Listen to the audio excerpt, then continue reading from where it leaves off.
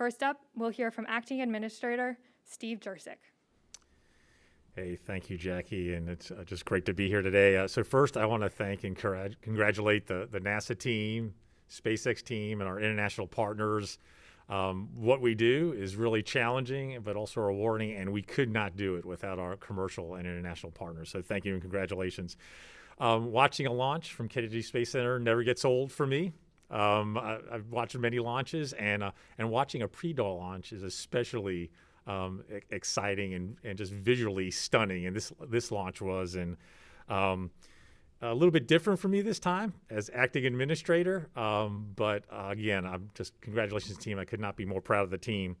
It's been a really incredible year for NASA, for all our mission areas, but particularly for human spaceflight with 3 launches in 11 months. And it's hard to believe it was just 11 months ago, last May, where we were in the room we were watching the launch from today and doing the first flight readiness review for a human exploration mission in just about a decade. And then we did the Demo 2 mission. And it's just been incredible to be a part of it. This marks many important milestones, but it really is important for getting a regular cadence of crew to the station and back. And it's going to really accelerate the research and technology development that we're able to do on station. And I'm really looking forward to what Crew, I've really enjoyed watching what Crew-1 has been able to accomplish. And I'm going to really enjoy what Crew-2 is going to do on their 6-month stint on ISS. It took 10 years to get here, to achieve this bold vision we had for commercial crew. And again, it's been amazing what the team has been able to accomplish. What we do on ISS is important, not only for the research and technology development that we do for here on Earth, but also to prepare for what we're going to do in the future. So ISS is not only important for our commercial activities in space and stimulating those, but also for our exploration missions. We'll continue to celebrate the marvels of the International Space Station and the science and technology development that it'll be conducting as we look to the future of sending astronauts to lunar orbit and eventually the surface, and then our ultimate goal of sending astronauts to Mars. So coupled with our robotic exploration and our Earth science missions that look down at Earth, I'm proud to be a part of this team that makes it all happen and look easy, and I can assure you it is not easy. But we have an incredibly talented team at NASA, along with our commercial and international partners, and I know they've gotten the job done this last year, and I know they're going to get the job done moving forward, so thank you. Thanks, and now we have Elon Musk, Chief Engineer at SpaceX. Thank you. I think actually Steve said really all the really important things. I'm just really proud of the SpaceX team and honored to be partnered with NASA and helping with JAXA and ESA as well. Just thrilled to be part of advancing human spaceflight, and looking forward to going beyond Earth orbit to the Moon and Mars, and helping make humanity a spacefaring civilization and a multi-planet species one day. Thank you. Thank you. And now we have Kathy Lueders, Associate Administrator for NASA's Human Exploration Operations Mission Directorate. Wow. I mean, I think I'm just always amazed at the NASA and in particular the SpaceX team that diligently stepped through and got us ready to fly once again. And really want to thank Elon and the team from a HEO perspective, and thank Steve Stitch and Joel here, who have been working really hard to keep this cadence going. It's a very, very, very exciting time for human exploration right now, just like Steve said. Joel every day advances science and technology on the International Space Station, and that has really been enabled with the activities and the flights that SpaceX has provided for us over the last 11 months, like we said, and the commercial crew team has been working to keep that science and technology development going. Joel's had a busy month. We were talking the other day about, he just had a Soyuz launch, a Soyuz landing. Now we've got a commercial crew launch, and we're going to be obviously working through and making sure we get the 4 crew members there and safely to station. But then Steve and Joel are going to be getting ready for a Crew-1 landing with the SpaceX folks. So very, very, very exciting time for us. In addition, we've got a core stage coming in next week, which will be joining the solid rocket motors that have now been stacked in the BAB and the Orion spacecraft that's now been fueled, getting ready for our first Artemis 1 uncrewed demonstration mission. So we're going to be working and getting our exploration system ready to go, and very, very excited about that. In addition, last week we had announced to SpaceX the Human Landing System Demonstration Mission 2. So this is, when I took over for HEOAA, I thought, after that Demo 2 mission, I thought, oh my gosh, I'm going to be missing out on these fun missions, but really I kind of have the best of all worlds now, with all the cool missions that Joel and Steve, the Artemis team's doing, and further missions going forward to Moon and then eventually Mars. So very, very exciting time for us. Thank you. Thank you, Kathy. Now we have Steve Stitch, manager of NASA's Commercial Crew Program. Thank you, Jackie. As I watched the video play before we started our opening remarks, it's just reflected on the last 2 years. As Steve Jurzczyk said, we have now 3 crewed missions in just over 11 months. And when I think about and watch the video, I just think about the team that we have between NASA, Commercial Crew, and SpaceX. An incredible team that refurbished this Crew-1 booster that just flew our Crew-2 team to the space station, refurbishing the Dragon spacecraft over these last 10 months, and just all the hard work across the country from the SpaceX team, the NASA team, and certifying it. I was thinking about some of the meetings we have, and SpaceX and NASA work so well together. At times during these meetings, people will finish each other's sentences. One person on the SpaceX side may say something, and NASA knows exactly what that person is thinking. It's just tremendous teamwork. Dragon's doing well in orbit. The crew is out of their suits right now. The crew is in the middle of a meal. They'll go to bed this afternoon here about 2 Eastern and sleep until about 10 p.m. And then they'll get in their suits Saturday morning at about 2:50 a.m. Eastern time for the final rendezvous and docking, and they'll make contact about 5:10 a.m. Eastern with a final docking around 5:23 a.m. So kind of a busy time for the crew and the ground teams as they look over Dragon.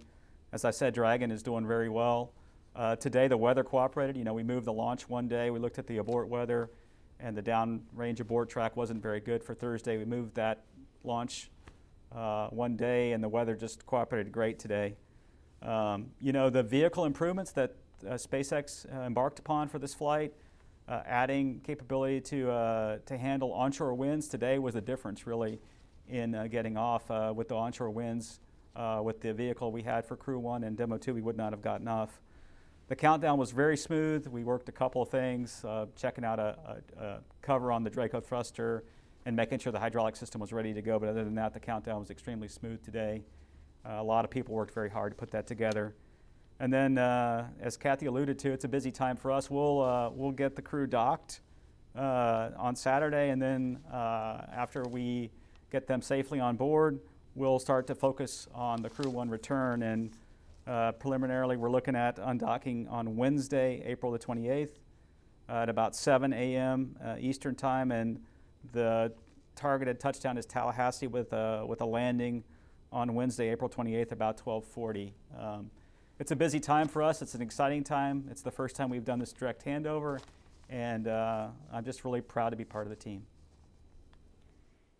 Thanks, Steve. Now we have Joel Montalbano, manager of the ISS program at NASA. Hello again. That's just an outstanding launch and a great way to end the week.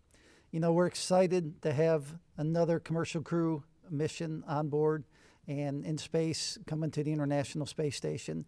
And these missions allow us to keep our utilization and research program, our technology development for Artemis, and our low Earth orbit commercialization activities on board the International Space Station, moving forward with an incredible amount of steam. You know, these missions, they enable these activities on board. So we're excited to have it. We're also excited to have 11 people on board after docking, and it'll only be a short time, but it's something that we've been preparing for, and we're looking forward to it. After launch, we did inform the crew on board the International Space Station that we had a successful launch, and company was on its way. They did pass congratulations to the team on the ground, and I'd like to also pass my congratulations to the Commercial Crew Program and the SpaceX teams for just an outstanding launch today. Thank you. Thanks, Joel. Now we have Hiroshi Sasaki, Vice President and Director General of JAXA's Human Spaceflight Technology Directorate.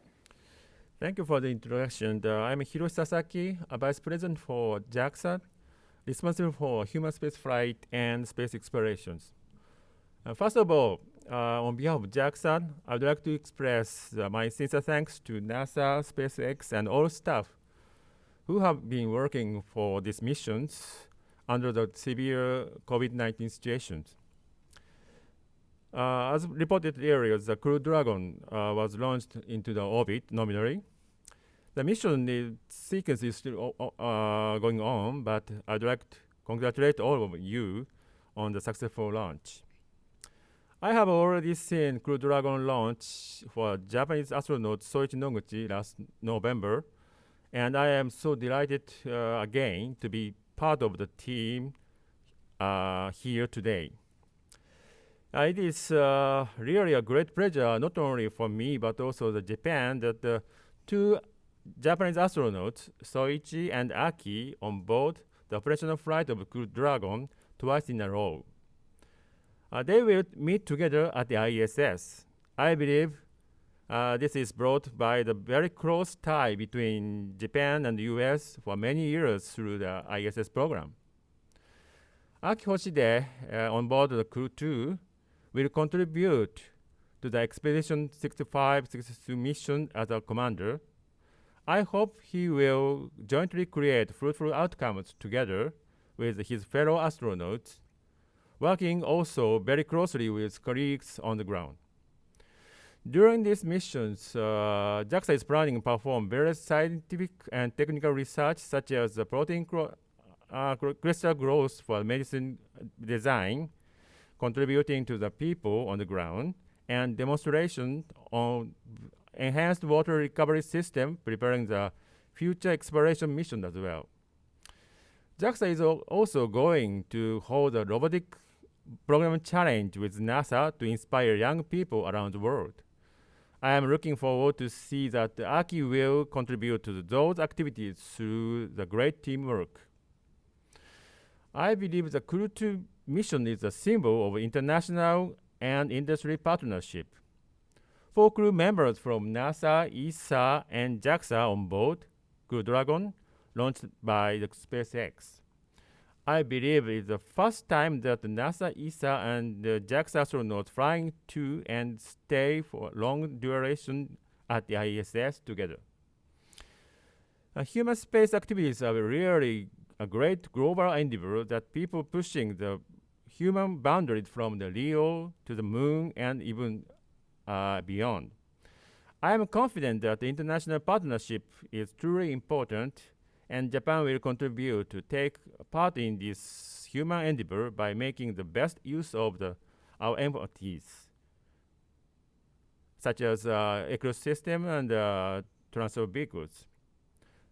We are going together. Once again, congratulations on the successful launch. Thank you. Thank you. And finally, we have Frank Davina, Manager of the ISS program at ESA. Thank you, Jackie. What a great day, and what an excitement to see the 4 crew members and, of course, our ESA astronaut, Thomas Pesquet, launch on Crew Dragon to the International Space Station. It's a great time for us. We have permanently now 4 USOS crew members on orbit, meaning that the crew time that we have available for science and utilization has drastically increased, and we thank the partners and of course SpaceX and NASA, but all the international partners to make this happen. Thomas will have a busy schedule. On the 15th of July, we will also launch the MLM module with our colleagues from Roscosmos, and on that module will be the European robotic arm. And so Thomas will also be involved in the commissioning and the checkout of this European robotic arm that we have been waiting for long to launch to the International Space Station. And after Thomas, we will have Matthias Maurer that will launch in the fall of this year, and after that Samantha Cristoforetti. So for the first time, we will have 3 ESA astronauts in a row that will be permanently on board of the International Space Station. So really great times to come for the European Space Agency.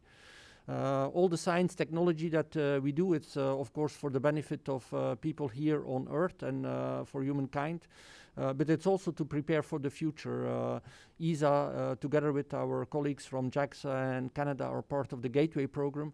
We are looking forward to further work with NASA on those programs, to have our ESA astronauts fly to the Gateway, but not stop there. We also want to have in the future our ESA astronauts walk on the surface of the moon. So exciting times to be in human spaceflight, and really looking forward to further enhance this great international cooperation. Thank you.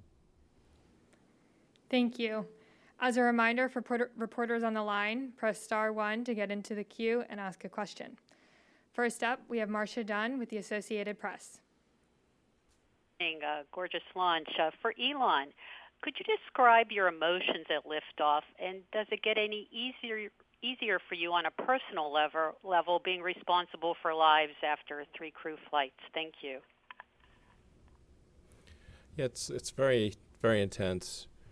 I suppose it does get a little bit easier, but it's still extremely intense. And I usually can't sleep the night before launch, and that's true of the night before this one. So I haven't had much sleep.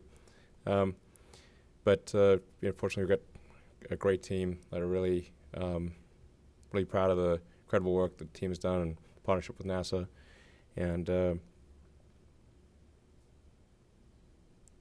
yeah, I suppose it gets a little bit easier, but still pretty intense, I have to say.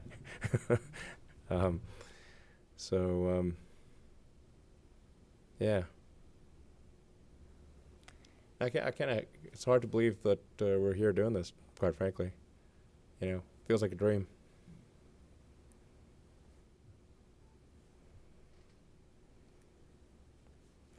Thank you. And now we have Bill Harwood with CBS.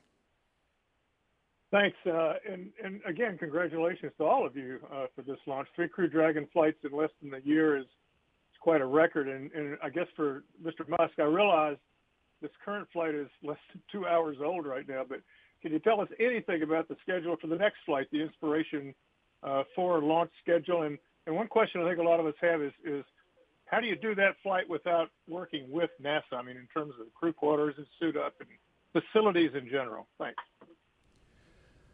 Yeah, well, I think we'll still be obviously coordinating with NASA, and that'll be sort of a free flyer mission with a kind of a big kind of glass dome in the front instead of a docking adapter. So it should give quite a different feel for, like, you should really feel like you're in space more than one, because it'll just be you just surrounded by glass or acrylic technically, but. Yeah, so yeah, we're looking forward to that mission. But obviously still be working in coordination with NASA for that mission. So but that should be, hopefully, like as the name suggests, inspiration. And actually, I think that's the thing about human spaceflight is that it's one of those things that makes people excited about the future. You look forward to wake up in the morning and think, hey, what's going to be great about the future? It's like, man, if we're out there and we're a spacefaring civilization and visiting other planets and there's exciting plans, I think that's what gets, one of those things that gets people fired up, Yeah, certainly gets me fired up, obviously. Thank you. Now we have Eric Berger with Ars Technica. Hi, good morning, and congratulations to everyone on this. A couple of questions. First of all, maybe for for Steve Stitch, can you comment on the fact that, in less than 4 years, I guess, or it's been about 4 years since SpaceX first launched a Falcon 9 rocket for the second time, the SES-10 mission. Has it been a rapid process to try to get to certification of the Falcon 9, previously flown rockets for Crew? And Elon, can you comment on the Human Landing System award last Friday? How important is it to SpaceX that NASA showed that kind of confidence in Starship and is now talking about using the vehicle for the moon and potentially Mars? Thank you. Yeah. I'll take the first question regarding the certification of the Falcon 9. For the first flight for Demo 2 for Bob and Doug, we had gone through a certification of the rocket for one flight. So we had started to understand the systems. We actually follow the whole fleet of all the flights that SpaceX flies. SpaceX has been a great partner in sharing data in every single flight, and we were able to look at the performance. So over time, we started to understand how the engines perform, how the rocket itself performs. And then in a partnership with SpaceX, we went through and looked at every single piece of the launch vehicle, the engines, the structures, everything about the re-entry and the heating, and we were able to, in about 10 months, go through on the order of 400 or so certification products.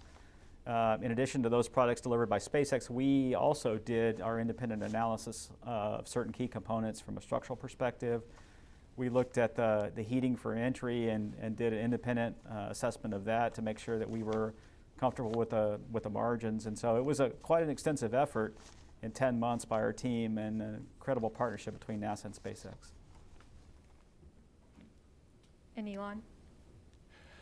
Yeah, it's a great honor to be chosen by NASA to return people to the moon.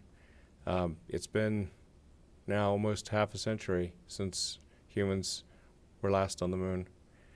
It's too long. We need to get back there and have a permanent base on the moon. I think like a big permanently occupied base on the moon, and then build a city on Mars and become a spacefaring, like a spacefaring civilization, a multi-planet species. We don't want to be one of those single-planet species. We want to be a multi-planet species. So,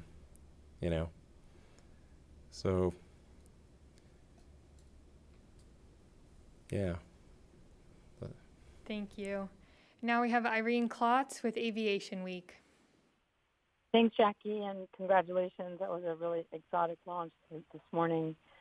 For Elon, how will the funding from HLS impact your design and development and schedule for Starship, and what's been kind of your technological challenges with the project so far? Well, I mean, this has definitely been really helpful in funding the Starship program. It's mostly been funded internally thus far, and it's pretty expensive. As you can tell if you've been watching the videos, we've blown up a few of them. So excitement guaranteed, one way or another. So it's a tough vehicle to build because we're trying to crack this nut of a rapid and fully and rapidly reusable rocket. And I apologize, I'm a little slow on the uptake here as I'm going on not much sleep at all. But the thing that's really important to revolutionize space is a rapidly reusable rocket. That's reliable too. So that's really what needs to happen. If that can be done, then the cost of access to orbit and beyond can be reduced by potentially a factor of 100 or more. So that's really what is most important about. It's got to be done by somebody's got to do this. And if you have rapid and complete reusability, then that opens up. That is the gateway to the heavens. That's what matters. That's what we're trying to get done, and the support of NASA makes a huge difference. Thank you.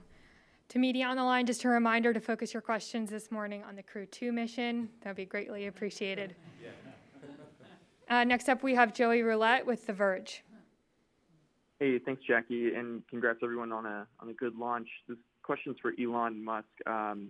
From your perspective, I was just wondering if you are plugged in or if you have any idea what the holdup on getting an agreement with the Russians for flying cosmonauts on Crew Dragon is. Would you like to see cosmonauts flying on Crew Dragon sooner than later? And since HLS was mentioned earlier, I was just wondering how soon will Starship be able to put humans on the moon? Thanks. I do not have any insight on with regard to the cosmonauts, but of course we would be honored to fly cosmonauts on Dragon. But I do not have any insight into any potential objections. I'm not. Perhaps this may be just a communications breakdown. I don't know, but I don't have any insight into it. Yeah, I'll help out with that. I mean, we're actually working through the agreements right now. And I think people understand, and I think we talked about this in the post-FR news conference, that people understand the importance of, crew swaps for supportability of ISS. And so we're working through that and getting that agreement in place. It takes a while sometimes. I found out there's lots of people to coordinate with. So it doesn't happen as fast probably as I want it to. But we're working through it. Thank you. And now we have Stephen Clark with Spaceflight Now. Thank you, and congratulations to everyone. My question is for Elon Musk as well. This was the first time you've launched astronauts on a reused Falcon 9 and Crew Dragon, although it's far from the first time you've done that for, overall through your flight history. I'm curious, as you develop Starship to focus on that rapid and full reusability as you're flying your manifest with Falcon 9, how many missions do you think you can get out of a Falcon 9 booster? And is that something you're willing to push the limit on to, keep flying one until it breaks, or, for a Starlink mission, for example, or do you see like a plateau or a ceiling in terms of flight number for a Falcon 9 booster going forward? Well, there doesn't seem to be any obvious limit to the reusability of the vehicle. And yeah, we do intend to fly the Falcon 9 booster until we see some kind of a failure with the Starlink missions. Obviously, just to have that be a life leader. And we're just actually talking in the control room. So we're talking with the between SpaceX and NASA, and we're like wondering, what's the optimal number of launches for? Do you want to be on a brand new booster, or we probably don't want to be on the life leader for a crew mission, but it's probably good to have a flight or two under its belt for the booster to have flown once or twice. I think if it was like an aircraft coming out of an aircraft factory, you'd want the aircraft to probably have gone on a test flight or two before you put passengers on. So I think that's probably a couple flights is a good number to have for a crew booster, and in the meantime we'll keep flying the life leader. We've got 9 flights on one of the boosters. We're going to have a 10th flight soon with a Starlink mission, and we're learning a lot about reusability, and it's a hard problem for rockets. I mean, there's a reason it's really right now Falcon 9 is the only partially reusable rocket being flown. With the booster coming back and the fairing coming back, but we don't reuse the upper stage or the Dragon trunk, and so with the Starship we're aiming to just hopefully reuse the whole thing. But this is a hard problem for rockets, that's for sure. And it's taken us we're like 19 years in now. But I think we can see the Starship design can work. It's a hard thing to solve, and the support of NASA is very much appreciated in this regard. I don't know. I think it's gonna work. I think it's gonna work. Thank you. And next up, we have David Curley with the Discovery Channel.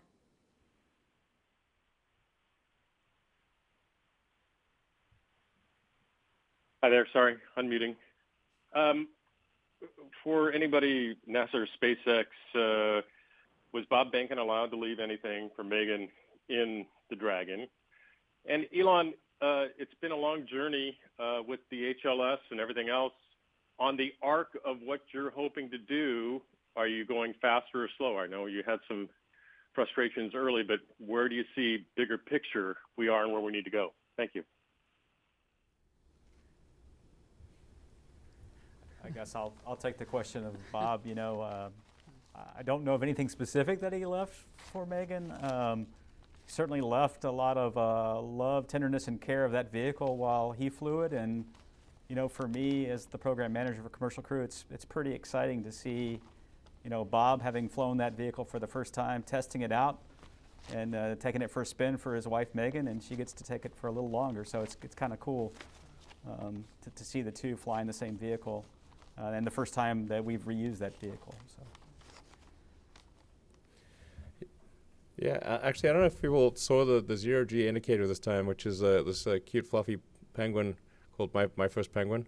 It's this cute, fluffy penguin that's floating around in zero-G right now. I don't know if there's a picture of that, but it's kind of cute. And then, let's see, I mean, it's been 19 years since starting SpaceX, and certainly a lot of adventures along the way. Some tough times and a lot of good times. I'd say it's only recently though that I think that I feel that full and rapid reusability can be accomplished. And I wasn't sure for a long time, but I'm sure now. Thank you. And next up, we have Jeff Faust with Space News. Good morning. Question for Elon Musk. It took years of development to get the Crew Dragon to the point where you could have a successful series of missions like Crew-2 this morning.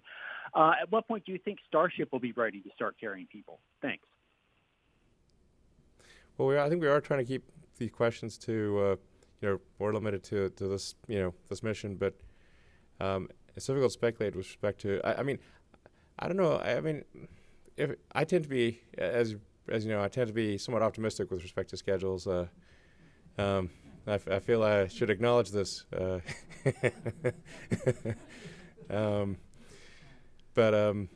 take that with a grain of salt. But I think it's not out of the question that it could be ready for fly people in a couple of years. Obviously, we need to not be making craters, otherwise, it's hop in. We're going to Mars. No, not quite, not yet. It's got some work to do, but making rapid progress. I think we got to make sure we're accelerating the rate of innovation, and then it could be ready in a couple of years. Thank you. Now we have Eric Nyler with Wired. Greetings. Congratulations to everybody.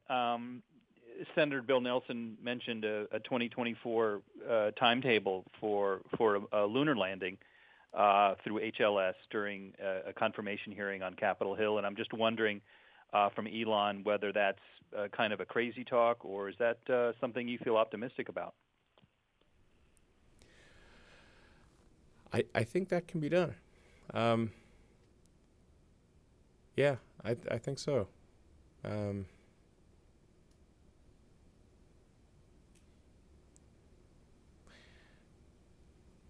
I think we're going to build a lot of rockets, and we're going to probably smash a bunch of them. But I think it will happen. I think 2024. This seems likely. We're going to aim for sooner than that, but I think I think this is actually doable. Yes. Thanks. And we have time for one more question. Camden Hall from Talk of Titusville. Thanks for taking my question. My question is for Elon. Where were you watching the launch from? Were you in the LCC like you were for Demo 2 or somewhere else? Thanks. Yeah, I was in launch control, and the it's funny. It's the same place, the same launch control at where the lunar missions were launched from. It's pretty wild. It's the same windows, same glass. So it's a little hard to see out at night. During the day, it's a lot easier to see out. The view from the roof is actually better than the view from launch control. But you get to see all the data there. So, yeah. I don't know. The future's looking good. I think we're at the dawn of a new era of space exploration.